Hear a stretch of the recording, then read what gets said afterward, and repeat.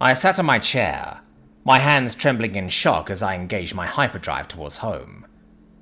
As reality dissipated, and particles of superliminal dust disintegrated against my shield, I felt increasingly tense. I was fully in shock. Did that really happen? Did I really just leave human star systems with a full cargo hold? Did I really just do that? Was all this some kind of lucid dream? I picked up an electroshock device and pressed it into my arm.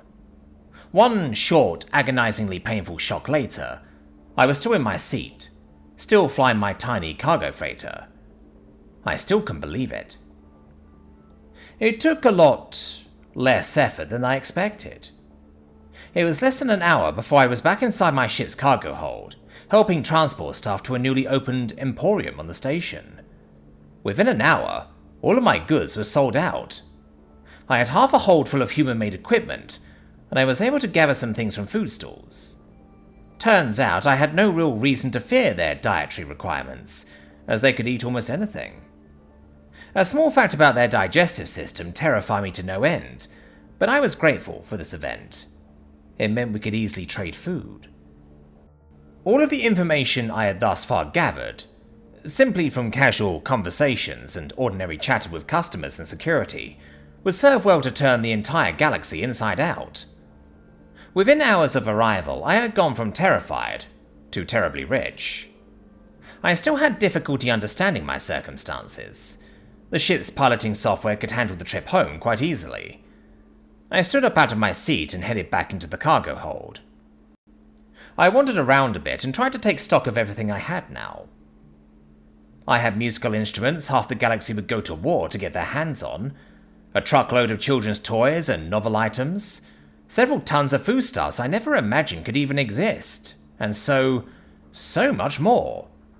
I was about to become an extraordinarily rich man, and my first port of call was my own home. I also had reels of human media called movies, and interactive simulations called video games that would fetch a more than hefty sum. And even with all this, even as the price of gold and silver remained relatively mild on the galactic market, there was enough of it already that I made back 3 times my initial investment. I still had no concept of just how easy it was. All I had to do was say please. All this time, the technology, the machinery, the art, the food, my gods, the food. All I had to do was ask politely. I had a casual, nervous laugh. I'd been taking notes and using a camera in my replaced eye to record everything. I had to tell the humans about this, of course, but they seemed to understand and allowed it. I had 16 hours of footage to go through now. 16 hours of work to give to the Cancelet. I still had no concept of how friendly they were. A demon of the universe that gave the entire galaxy the biggest slap in the face in the history of civilization, all without ever firing a shot. I asked a few of their soldiers some basic questions when they came into my shop.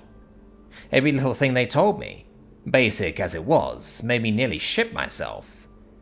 I heard how they use their phase shift technology for mining asteroids, and I nearly had a heart attack right then and there. The entire time, these humans had the effective ability to exterminate all life in the galaxy, taking every world the empires had, without ever firing a shot. They could dominate the entire universe with no effort, and they chose not to. Even when provoked, they chose instead to just ignore us. The humans themselves? By all the gods, what horrifying demons they were. Beautiful, dangerous, adorable demons. The males, bloody terrifying. Muscle structure that rivals a Dactharian. The females, beautiful, conniving, manipulative monsters. The children, goddamn terrifying. Cute, sweet, adorable, terrifying in that they grow up to be such demonic beasts. And that's just the normal humans. The other humans, those are so much worse. Several near heart attacks later, reviewing my experiences, I realized just how close we as a galaxy came to the point of complete obliteration. Everyone needed to know. As I entered Concordant space, I disengaged my hyperdrive and headed for the docking bay of the local security office. Before I could do much, though, I was held by the local security unit. The scaly, lizard-like apparition of a Daktharian appeared on my monitor. "Attention, Empyrean ship!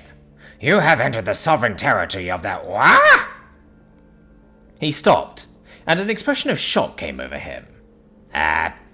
What in the void happened to you?" He was clearly regarding my present condition. My usual dark blue skin tone had gone almost completely pale, cyan like a newborn. My eyes were grey, sunk into my skull like I had been deprived of sustenance for too long. I looked like a ghost, like a dead man walking the world. "Not really. I feel as if I have just taken on Drag Moldoff, the Voided One, armed with only a dagger. Can I dock, please? I need fuel," I said weakly, trying to calm down to no avail. "Bay 47. I will have a medical team on standby," he replied, then gave me the codes to enter the area. I was now shaking, unable to control my nerves any longer. 10 minutes later, my ship was docked at the station. I was on a medical bed, breathing through a mask, and 3 high-class officers were staring down at me. My colour had returned. As ridiculous as the Dakathani were, they were less terrifying than the humans. "Now you've had the chance to relax, what in the absolute hell happened?" one of the officers asked, presumably the local commissar. "The humans," I said. A groan of shock and anger erupted. They let me trade with them." The groans and angry statements suddenly stopped. "Wait, what? You traded with the humans?" "Yeah, I did. Fucking terrifying creatures. I docked with one of their stations and asked them very politely if I could trade with them. Before I knew it, I was phased into their state, and an hour later, I had this," I coldly explained, and handed them a copy of my Federation merchant's license. They stared at it with wonder for a moment before handing it back. "So, they let you in? And they traded and sold things?" I nodded blankly. "So, what the hell happened to you? You look like they drained all of your blood for experiments," one asked. "Well, technically they did ask for a blood sample, but that's for an entirely different reason. I'll talk about that later. Please just give me a moment. Where did I put it?" I said to myself, and searched my person. I found it in a back pocket and handed over my Galactic Merchants Guild license to the officers. "I have human goods for sale or trade, musical instruments, food, art, toys, children's playthings, and an endless library of digital media. As soon as I can walk again, I will open my shop." They stared at me with a crooked brow, and handed the card back with a shocked expression. "Ah, I see. Oh, wait, you are Serenai, yes? You want access to my eye recording, don't you?" I looked right back at them with an equally crooked brow. "Well, yes please, if you don't mind." "I do mind, but since you asked nicely, here you are. I deliberately saved it on drive for just this reason. I'm done here. I'm going to open my shop," I said with a sigh, and handed a chip over. The lowest ranked officer grabbed it from his officers, and quickly hurried to the briefing room to decode and review it. The other 2 followed me back to my ship, and I opened the side cargo hangar bay, displaying some of the items available. The highest ranking officer gravitated almost instantly towards a large display of fancy-looking blades and swords, while the other found himself reading some books while I got set up. Within a few minutes, the storefront had been set up. I made a makeshift sign and opened the shop. The highest rank officer approached and was holding a weapon, one of the swords. "Ah, that one. The so-called Kopesh sword. According to the humans, that blade design is almost 3,000 years old. Steel made. This one is a replica, of course, but apparently their blacksmiths still produce ancient weapons out of pride," I explained calmly, using my bionic eye to look at the archive data I had. This is a military outpost, so we don't have that much to trade for it. How much?" he replied. "Consider it a gentleman's agreement. You can have that one. First purchase for all new faction customers is free of charge, but after that I accept either guild coin or convertible currency," I replied calmly. The officer smiled, at least in the way that a giant lizard can smile, and stepped back, trying to figure out how to use his new blade. He seemed to really like it. "Oh, balance is strange, but I can see this thing being useful." The other officer came up to me, gave me a handful of 5 guild coins, and walked away reading a book about World War I. After about an hour, a fellow merchant, this one a shrewd Dakathani I knew too well, appeared among the crowd of soldiers that had formed. "Frax for Antar, good to see you are alive. Word on the street is that you have new stock," he said calmly. "That's one way to put it, Naranth. Indeed I do. Peruse my wares, dear sir. I'm certain we can find something that meets your niche," I said with a smile and showed him in. Dakathani were warriors and fighters, obligate carnivores with a sense of duty, honor and whatnot. A warrior culture of absolute repute, most famed for being the galaxy's best and most reliable mercenary force. To find a merchant among their ranks, especially a shrewd operator like Naranth, is an extraordinarily rare find. He perused my wares for a few minutes before quickly rushing back to me.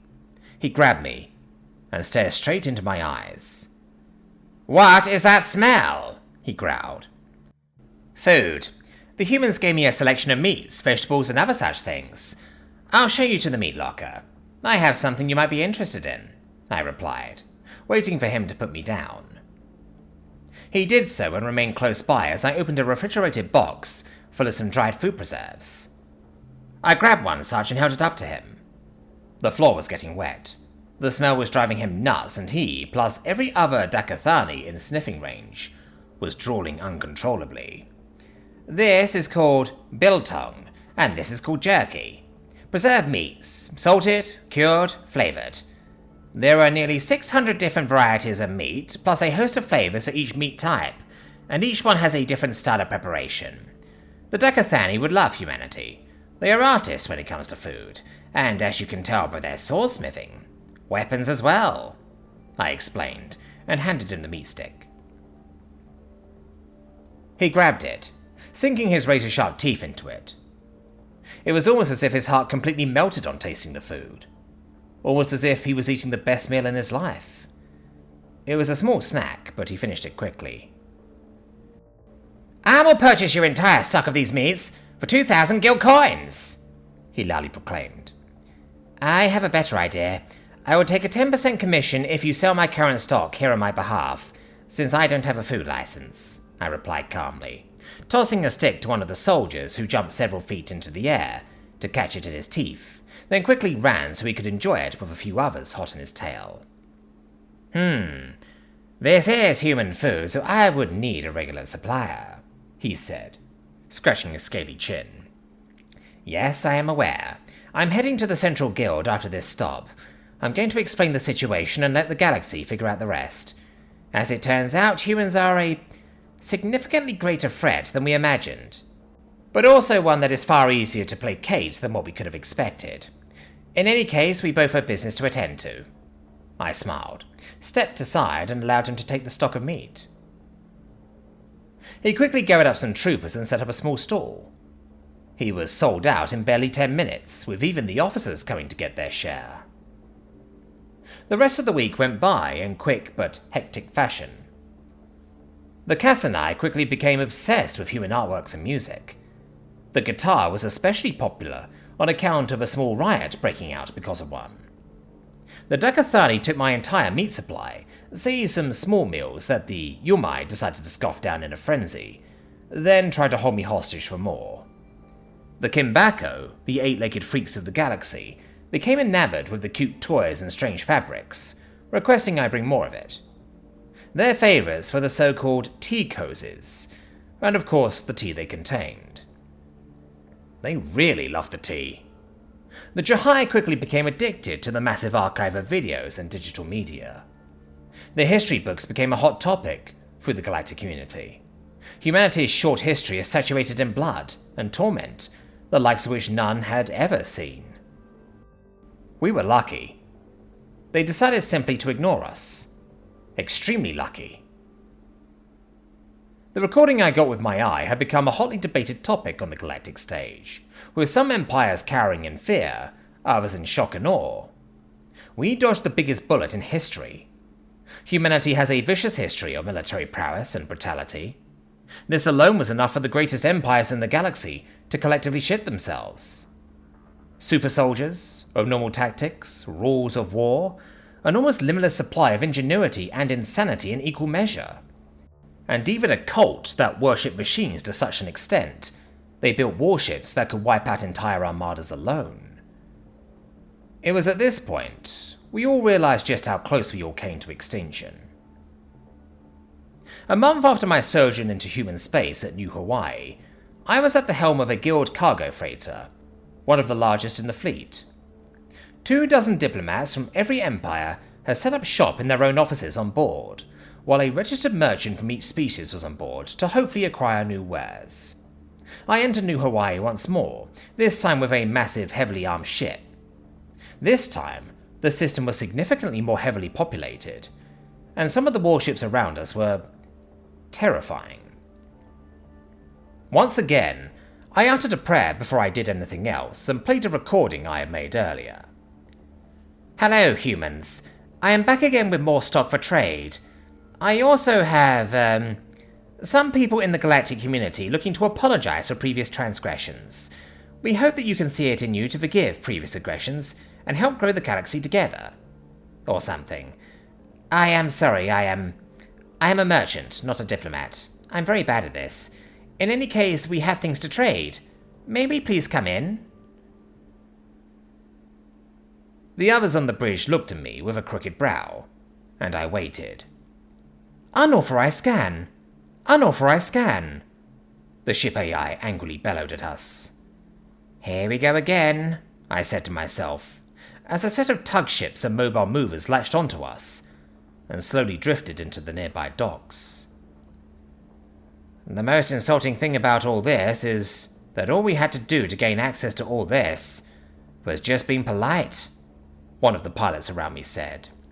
Yep, the gods seem to have an interesting sense of humor. Well, just follow my lead and just say please, just say thank you, just be calm. These creatures are terrifying but can be easily placated by simply being polite. We are here to trade, and that is all. Oh, and unless you want your skull bashed in, I'd recommend not talking to the tall ones in powered exosuits. If you are going to do that, bring coffee as a sacrifice, I said, broadcasting my words to the entire ship.